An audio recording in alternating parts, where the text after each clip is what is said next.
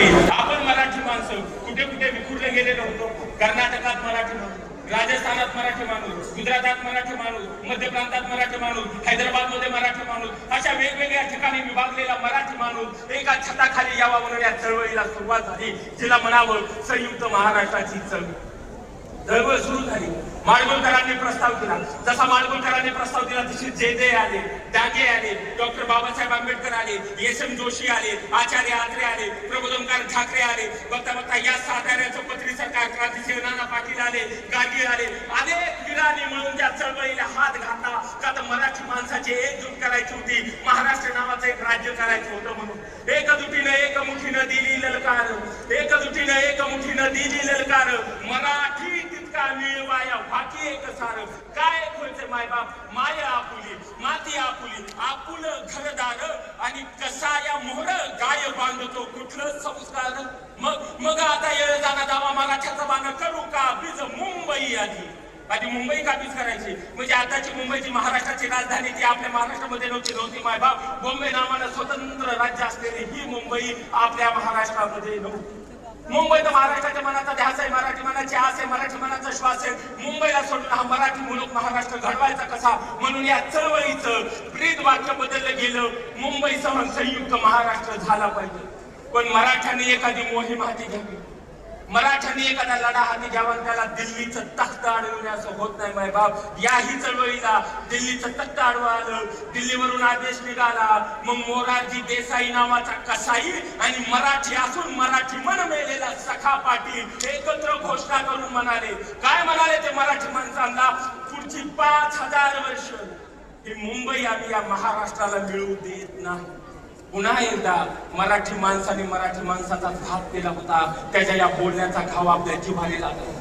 गाव जिव्हारी लागला. या घावाचा बदला घ्यायचा होता, गप्प बसून राहायचं नव्हतं. म्हणून एका मोर्चाच्या आखणीला सुरुवात झाली. हा मोर्चा मुंबईमध्ये फ्लोरा फाउंटन वर जाणार होता. का लागला घाव जिव्हारी, लागला घाव जिव्हारी, करावं या शत्रूवर स्वारी. 18 पगड मराठा आली, मराठ्याचं वादळी वार, शिवाचं आलं शिलेदार, समाजवाद्यांचं उपकार, दिली स्वराज्याची हुंकार.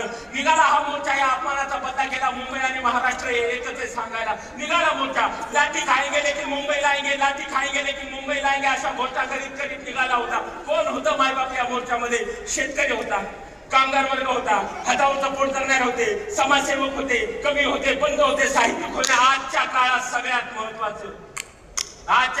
सगळ्यात महत्वाचं जागे असणारे पत्रकार सुद्धा त्या मोर्चामध्ये होते. हा मोर्चा घोषणा देत निघाला. हा मोर्चा घोषणा देत निघाला. लाठी खाएंगे लेकिन मुंबईला आहे. पण ऐन वेळेला जालियनवाला बाग हत्याकांड आठवतो, जनरल डायर आठवतो. तीच गत झाली या मोर्चाची. वरून आदेश निघाला. मोर्चावर अंधाधुंद गोळीबार झाला. ही चळवळ सुरू झाल्यापासून मोर्चाच्या दिवसापर्यंत 107 जणांचं बलिदान गेले.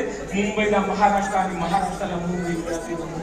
त्यावेळेला त्या दिल्लीच्या तख्ताला असं वाटलं की मराठी माणसं आता राख झाली, स्मशान झाली. हे काय आता या राखीतून परत उठत नाही. पण त्या येण्याला कुठं माहित होतं राख झालेलं मराठी मनसुद्धा ज्वालामुखी करायला महाराष्ट्राचे शाहीर जिवंत होते. सगळ्या शाहिरांनी चळवळ आपल्या हातामध्ये घेतली. सगळ्या शाहिरांनी चळवळ आपल्या हातामध्ये घेतली. हातातल्या गप्पाची ठाण केली, हातातल्या गप्पाची ठाण केली, शब्दांची तलवार केली. घळ बस्ती बस्ती माणूस उमरातून काढला. कोण होते शाहीर? कोण होते शाहीर? शाहीर आत्माराम पाटील आले, गवांगर आले, गायकवाड आले, शाहीर पिराजी सरनाईक आले, शाहीर साबळे आले, शाहीर अमर शेख आले, मोहम्मद दादा करदार आले आणि मानाचा तुरा म्हणजे शाहीर अण्णाभाऊ साठे.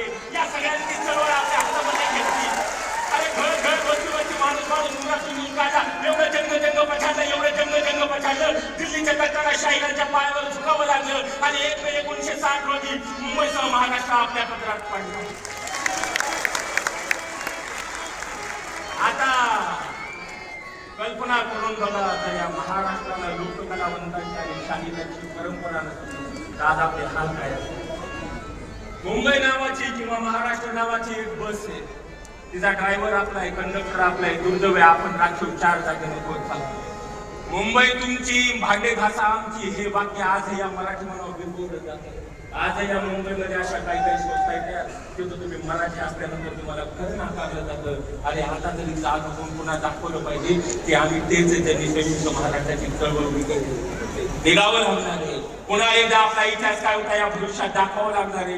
आणि राख झालेलं मराठी मन पुन्हा एकदा जर पेटून उठायचं असं ना तर आमच्या आखाण्याच्या वादकांचा ज्याने आम्ही आखाण्याचे राजे म्हणतो यांचा ठाण बघा.